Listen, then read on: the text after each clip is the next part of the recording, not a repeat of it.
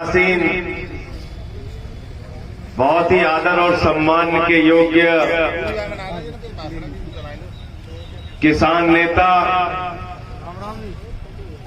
वर्षों तक आपके लिए संघर्ष करने वाले आदरणीय श्री राम बाबू कटेरिया जी, आदरणीय कौशिक जी, उत्तर प्रदेश के हमारे सह प्रभारी चौधरी सुरेंद्र सिंह जी विधायक, हमारे मथुरा के जिलाध्यक्ष जी, और यहां सुबह से इस महापंचायत में मौजूद किसान भाइयों और दोस्तों, मुझसे पहले अभी काफी विस्तार से राम बाबू कटेरिया जी ने आपको अपने आंदोलन के इतिहास के बारे में बताया, और मेरी इनकी मुलाकात किसी फंक्शन, किसी शादी समारोह में नहीं हुई। मेरी इनकी मुलाकात उस वक्त हुई थी जब टप्पल के आंदोलन में राम बाबू जी को गिरफ्तार किया गया था, जब टप्पल में किसानों की लड़ाई लड़ रहे थे, तब मैं इनके संघर्ष में शामिल होने के लिए आया। और आज जब ये आपके सामने बात रख रहे थे तो भावुक होकर इन्होंने बताया कि किस प्रकार से इनको अपमानित किया गया। इनके अपमान का बदला लेने की जिम्मेदारी आपके उंगली में है। अपने वोट की ताकत से इनको जिताकर विधानसभा में भेज देना। 250 आंदोलन, जिंदगी में 250 आंदोलन। मैं तो ये कहना चाहता हूं, अगर राम बाबू कटेरिया के पक्ष में 250 आंदोलन के बदले इस विधानसभा के 250 गांव खड़े हो गए तो इनको जीत से कोई रोक नहीं सकता। ये इस क्षेत्र के विधायक बन के जाएंगे। चोरों को, उचक्कों को, दलालों को जब तक आप अपना प्रतिनिधि बनाओगे तब तक न उत्तर प्रदेश का विकास हो सकता है, न देश का विकास हो सकता है, न किसान का विकास हो सकता है, न मजदूर का विकास हो सकता है, न खेत का विकास हो सकता है, न खलिहान का विकास हो सकता है। अगर अपने खेत का, खलिहान का, देश का, किसान का विकास करना चाहते हो तो किसान नेताओं को चुनकर देश की विधानसभा में और देश की लोकसभा में, राज्यसभा में भेजने का काम करना है। आप जानते हैं, अभी कौशिक साहब भी कह रहे थे, राम बाबू जी भी कह रहे थे, जब आपका ये 3 काला कानून आया उस समय देश में कोई आंदोलन नहीं चल रहा था। राज्यसभा के अंदर टेबल पे खड़े होकर मैंने माइक तोड़ दिया। मेरी बहुत आलोचना हुई। पत्रकारों ने कहा आपने संसद की गरिमा तोड़ दी। हमने कहा जो हमारे देश के करोड़ों अन्नदाताओं की गरिमा को तोड़ने का काम करेगा, हम ऐसे समय में माइक तोड़ रहे हैं जब वो किसान की हड्डियां तोड़ रहे हैं। मुझे निलंबित किया गया तो मैंने प्रधानमंत्री जी से कहा, प्रधानमंत्री जी मैंने संसद का माइक तोड़ दिया, मुझे निलंबित कर दिया, तुम किसानों की हड्डियां तोड़ रहे हो, तुमको भी निलंबित होना चाहिए कि नहीं होना चाहिए बताओ। 750 किसानों की शहादत हो गई इस आंदोलन में। आजादी के बाद सबसे लंबा आंदोलन हिंदुस्तान के इतिहास में चला। 1 साल तक किसान सड़क पर बैठा रहा, उसके ऊपर पानी की बौछारें की गई, आंसू गैस के गोले छोड़े गए, लाठियों से पीटा गया, उसके शरीर को पीट पीट के लहूलुहान कर दिया गया, उसको आतंकवादी कहा गया, उसको खालिस्तानी कहा गया, उसको पाकिस्तानी कहा गया, उसको मवाली कहा गया, उसको गुंडा कहा गया। मेरे पिता भी किसान है, मुझे इस बात का गर्व है, वो मवाली और गुंडा नहीं है। जो लोग मवाली और गुंडा उनको कहेंगे उनके खिलाफ एक नहीं 1000 लड़ाई लड़ने का काम करूंगा। 1000 बार लड़ाई लड़ने का काम करूंगा। आप किसानों को मवाली कहते हैं, गुंडा कहते हैं, उनका अपमान करते हैं, और 1 साल के बाद प्रधानमंत्री जी आते हैं कहते हैं मुझसे गलती हो गई, मैं तो तपस्या कर रहा था, मुझे पता नहीं चल पाया, अब हम काला कानून वापस ले रहे हैं। कहां तपस्या कर रहे थे मोदी जी? जब आंसू गैस के गोले फेंके जा रहे थे किसानों के ऊपर, उस धुएं में तपस्या कर रहे थे। जब लाठियों से पीट के लहूलुहान किया जा रहा था किसानों को, तब तपस्या कर रहे थे। जिस अन्नदाता ने तुमको चुन के देश का प्रधानमंत्री बनाया, जब उसके सामने तार बिछाकर दुश्मन देश के नागरिक की तरह व्यवहार किया जा रहा था, तब तपस्या कर रहे थे। कहां तपस्या कर रहे थे? किस तपस्या में डूबे हुए थे? अडानी और अंबानी की गोदी में खेलने का काम कर रहे थे, पूंजीपतियों से मिलकर किसानों के खिलाफ कानून बना रहे थे। वो तपस्या किसानों के आंदोलन ने भंग की और आंदोलन की बदौलत तुमने काला कानून वापस लिया है। उत्तर प्रदेश का चुनाव आ गया, बाबा जी को लगने लगा कि अब तो सत्ता जाने वाली है, अब तो चला चली की बेला आ गई, तब ये कानून वापस लिया गया। लेकिन इस बार उत्तर प्रदेश में जो चुनाव होने जा रहा है, इसमें आपको फैसला करना है कौन से लोग उत्तर प्रदेश की सत्ता पर बैठेंगे। वो लोग बैठेंगे जो धर्म के नाम पे, जाति के नाम पे समाज को बांटने का काम करते हैं। वो लोग बैठेंगे जो दंगे फसाद और नफरत की राजनीति करने का काम करते हैं। या वो लोग बैठेंगे जो केजरीवाल जी की सरकार, आम आदमी पार्टी की सरकार दिल्ली में काम कर रही है, और जो काम किसान नेता राम बाबू कटेरिया कर रहे हैं, आम आदमी के हक में काम करने वाले लोग सत्ता में जाएंगे। यह आपको तय कर रहा है। क्योंकि मालिक आप जिसको चाहते हो विधानसभा में जाता है, आप जिसको चाहते हो संसद में जाता है, आप जिसको चाहते हो मंत्री बनता है, आप जिसको चाहते हो मुख्यमंत्री बनता है, आप जिसको चाहते हो प्रधानमंत्री बनता है।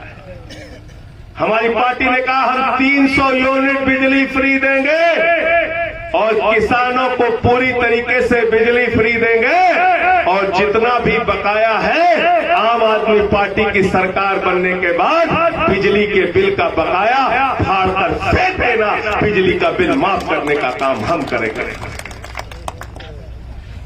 तो जब हम ये ऐलान करते तो भाजपा ही कहते हैं तो फ्री फ्री फ्री फ्री कर रहे हैं। ये आम आदमी पार्टी वाले तो सब कुछ फ्री बांट रहे हैं।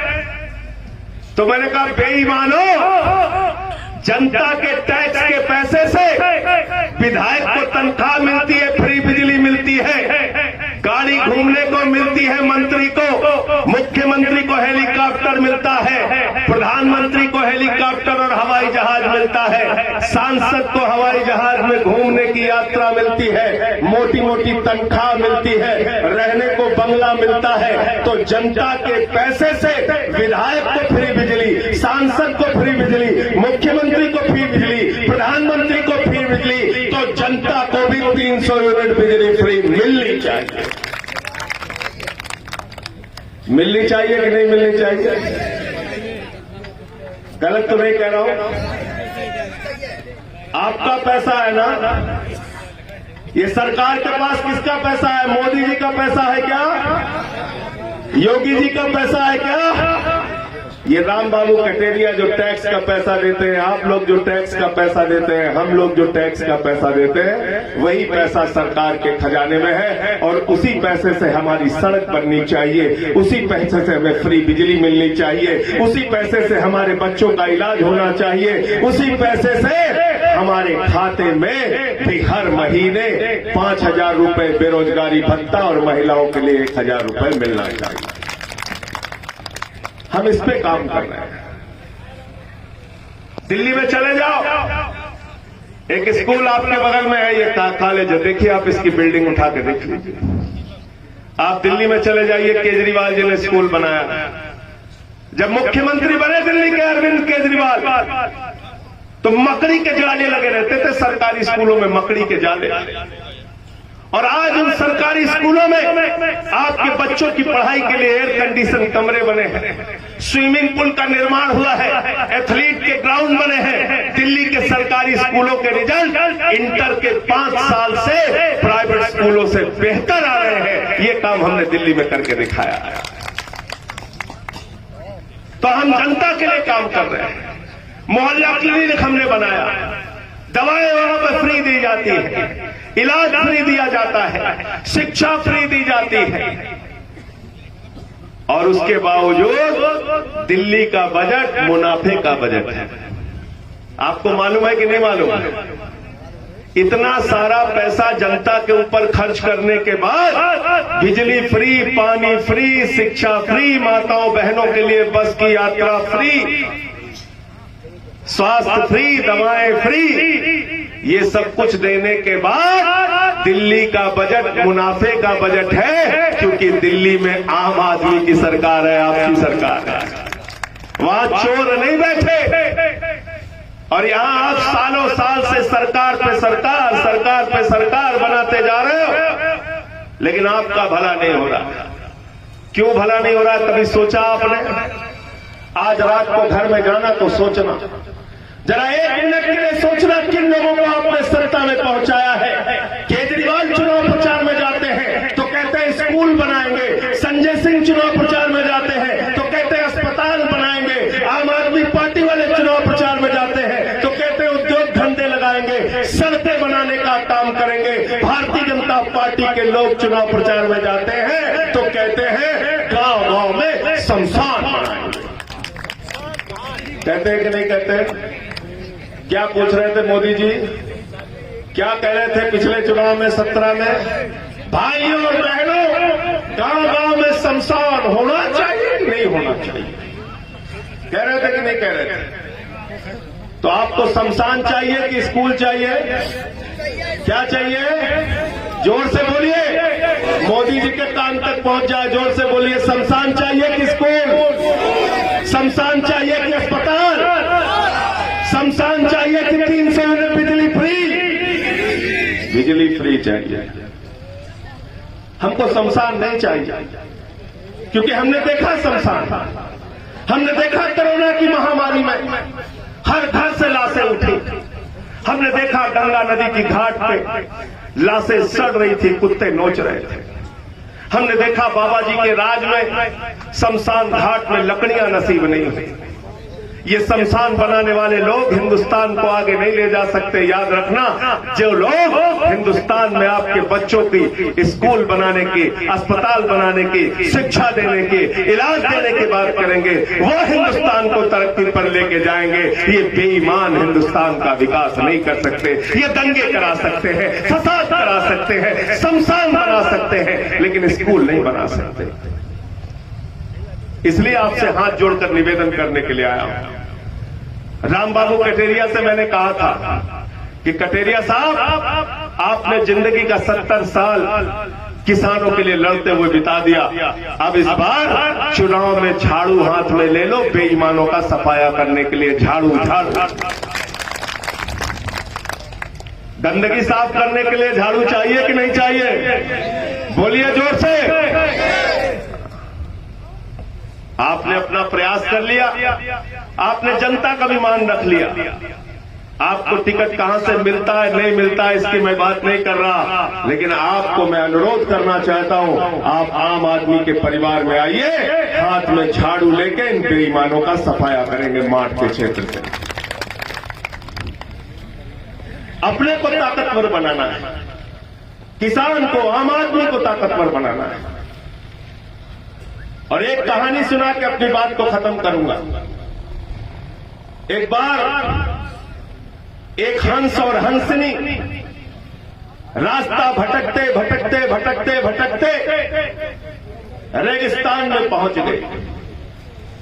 रेगिस्तान का इलाका था, बहुत गर्मी थी, धूप थी। हंस और हंसनी परेशान होने लगे। हंसनी ने अपने हंस से कहा, अरे हंस, ये किस इलाके में लेके चला आया? यहां न फल है, न फूल है, न पौधे हैं, न वृक्ष है, न हरियाली है, न झील है, न झरने। ये किस रेगिस्तान में लेके चला आया? हंस ने हंसनी से कहा, प्रिय इंतजार करो, अभी रास्ता मिल जाएगा। भटकते भटकते भटकते भटकते शाम हो गई। शाम होते होते एक पेड़ दिखा। उस पेड़ के नीचे हंस और हंसनी पहुंचकर बैठ गए। उस पेड़ के ऊपर एक उल्लू बैठा हुआ था। उल्लू हंसनी ने फिर हंस से कहा, अरे एक कैसा इलाका है, ये इलाका तो रेगिस्तान है, यहां तो पेड़ भी नहीं है, पौधे भी नहीं है, झील भी नहीं है, झरने भी नहीं है, हरियाली भी नहीं है, खुशहाली भी नहीं है। फिर हंस ने समझाया, प्रिय रात बीत जाने दो, जैसे ही सुबह होगी हम लोग फिर वापस हरिद्वार चले जाएंगे। और ये बातें वो ऊपर बैठा हुआ उल्लू सुन रहा था। रात बीती, सुबह हुई।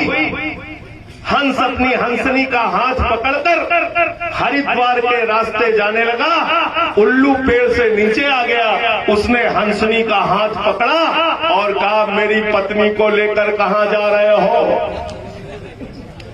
हंस ने कहा, मैं हंस हूं, ये हंसनी है, मैं इसका पति हूं, ये मेरी पत्नी है। अरे तू तो उल्लू है, ये तेरी पत्नी कैसे हो गई? तो उसने कहा, शांत रहना, ये इलाका हमारा है, यहां के श्याम सुंदर शर्मा हम ही हैं। जब कह दिया कि पत्नी हमारी तो पत्नी हमारी है। अब दोनों में झगड़ा बढ़ गया, पंचायत बटोरी गई। पंचायत में लोग इकट्ठा हो गए, कई गांव के लोग आ गए। लोगों ने पूछा, भाई मामला क्या है? पंच बैठ गए। हंस रोता हुआ बोला, भाई साहब मैं हंस हूं, ये हंसनी है, मैं इसका पति हूं, ये मेरी पत्नी है। मैं भटकते भटकते हरिद्वार से इस रेगिस्तान के इलाके में आ गया। ये उल्लू कह रहा हंसनी उसकी पत्नी है, पंचों आप ही न्याय कर दो। पंचों ने कहा, भाई मामला बहुत गंभीर है। बड़ी सभा लगी हुई थी, पंचायत बैठी हुई थी। पंच लोग पीछे गए, बोले भाई क्या फैसला करना है? बोले देखो बात तो हंस ठीक कह रहा है, हंसनी पत्नी तो हंस की है, लेकिन ये हंस और हंसनी तो अभी हरिद्वार चले जाएंगे, हम लोगों को तो रहना उल्लू के बीच में है, इसलिए फैसला उल्लू के हक में देना है। पंच लोग वापस आए। पंचों ने कहा, भाई फैसला हो गया। हंस ने कहा, भाई क्या फैसला हुआ? बोले फैसला ये हुआ कि हंसनी उल्लू की पत्नी है और हंस को गांव छोड़ने की इजाजत दी जाती है। हंस रोने लगा, चीखने लगा, चिल्लाने लगा। उसने कहा, ये कैसे पंच है? मेरी पत्नी मुझसे छीन ली, मुझे गांव से जाने को कह रहे। रोता हुआ चीखता हुआ वो हंस गांव छोड़कर जाने लगा। उल्लू फिर आया उसके पास, उसने उसका हाथ पकड़ा, बोला, मित्र हंस सुनो, कहां जा रहे हो? हंस ने गुस्से से बोला, अरे उल्लू तूने मेरी पत्नी ले ली, अब मेरी जान लेगा क्या? हंस उल्लू ने कहा, न तुम्हारी पत्नी लूंगा न तुम्हारी जान लूंगा, लेकिन कल रात को जब मैं पेड़ पर बैठा था तुम्हारी पत्नी कह रही थी ये कैसा रेगिस्तान का इलाका है, यहाँ न पेड़ है, न पौधे हैं, न झील है, न झरने हैं, न हरियाली है, न खुशहाली है। तो मित्र यहाँ पर ऐसे पंच रहते हैं जो उल्लुओं के हक में फैसला सुनाते हैं, इसलिए ये इलाका रेगिस्तान है। तो आपके बीच में एक हंस खड़ा है। राम बाबू जी खड़े हो जाओ। इनके हक में फैसला सुनाना है कि नहीं सुनाना है? उल्लुओं के हक में फैसला सुनाना बंद करो, अब इनके हक में आपको फैसला सुनाना। हाथ उठा के बताइए पीछे तक। साथियों और दोस्तों, मैं आपसे यही निवेदन करने के लिए आया हूं कि इस बार इस क्षेत्र से, और इनके पास पैसे नहीं है क्योंकि चोर उचक्कों के पास पैसे होते हैं, बेईमानों के पास पैसे होते हैं, भ्रष्टाचारियों के पास पैसे होते हैं। ये सरकार जो आदित्यनाथ की चल रही है, जो ईमानदारी की बड़ी गाथा गाते हैं, इनकी ईमानदारी की कहानी मैं बता दूं। कोरोना की महामारी में आपकी जान जा रही थी। 800 रुपए का ऑक्सीमीटर 5000 में खरीदा गया, 1600 का थर्मोमीटर 13000 में खरीदा गया। जल जीवन मिशन में हजारों करोड़ का घोटाला किया गया। आपके बच्चों के लिए इस्तेमाल होने वाला वेंटिलेटर 8 लाख का वेंटिलेटर 22 लाख में खरीदा गया। अरे इन बेईमानों और भ्रष्टाचारियों ने तो हालत ये कर दी कि भगवान को भी नहीं छोड़ा। प्रभु श्री राम के मंदिर में 5 मिनट के अंदर 2 करोड़ की जमीन 16.5 करोड़ में खरीदी।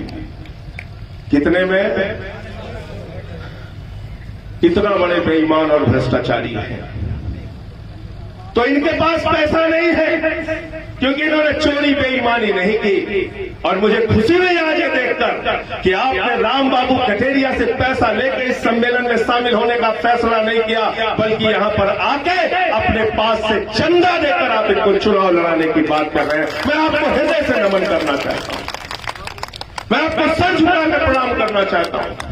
अगर हिंदुस्तान की राजनीति में ऐसे किसान खड़े हो जाएं, ऐसे नौजवान खड़े हो जाएं जो अपने घर से पर्चा लेकर, अपने घर से 2-2, 4-4, 10-10, 20-20 रुपए देकर, 100-200 रुपए का चंदा देकर विधायक चुने, सांसद चुने, तो बेईमान संसद और विधानसभा में नहीं जाएंगे। हिंदुस्तान की राजनीति ईमानदार होगी। मैं आपको नमन करता हूं, मैं आपको नमन करता हूं। और ऐसे लोगों से आप लड़ने जा रहे हो, भाजपाइयों से जिन्होंने भगवान को भी नहीं छोड़ा। और भाजपाइयों के लिए मैंने एक गाना बनाया है कि देखो ऐ दीवानों ऐसा काम ना करो और राम का नाम बदनाम ना। और सीता मैया दुखी है भाजपा के काम से और सारा पैसा खा गए मेरे पति के नाम से। चंदा चोरी कर रहे हैं। जो लोग भगवान के नहीं हुए वो आपके क्या होंगे, जो राम के नहीं हुए वो आपके क्या होंगे। इन चंदा चोरों से सावधान हो जाना। चंदा देकर अगर चुनाव लड़ाओगे कटेरिया जी को, चुनाव जिताओगे तो जीतने के बाद ये आपके लिए काम करेंगे। और जो लोग चुनाव के समय में 1000-2000 रुपए लेकर वोट देने का काम करते हैं, उनको 5 साल लूटने का काम नेता करता है। केजरीवाल जी के बारे में लोग क्या कहते हैं, आम आदमी पार्टी वाले के बारे में क्या कहते हैं? पहले क्या कहते थे कटेरिया साहब? कहते थे भाई कानून बनाना है केजरीवाल जी तो चुनाव लड़के आओ, कानून बनाना है तो विधायक बन के दिखाओ। 13 में चुनाव लड़ गए, केजरीवाल मुख्यमंत्री बन गए, जनता ने जिता दिया 28 सीट। 49 दिन में लोकपाल के मुद्दे पर इस्तीफा दे दिए, बोले अब तो जमानत जब्त हो जाएगी, दोबारा 67 सीट लेके आ गए।